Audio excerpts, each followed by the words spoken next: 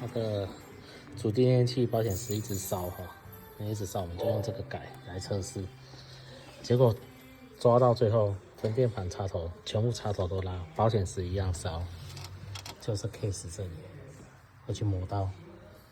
久了哈，磨到破皮，有没有看到这里？这边线都脱皮了，然后去磨到这里，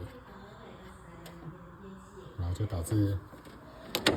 主机电器抓下去，保险丝就会一直烧掉，就是这里。哦，抓很久。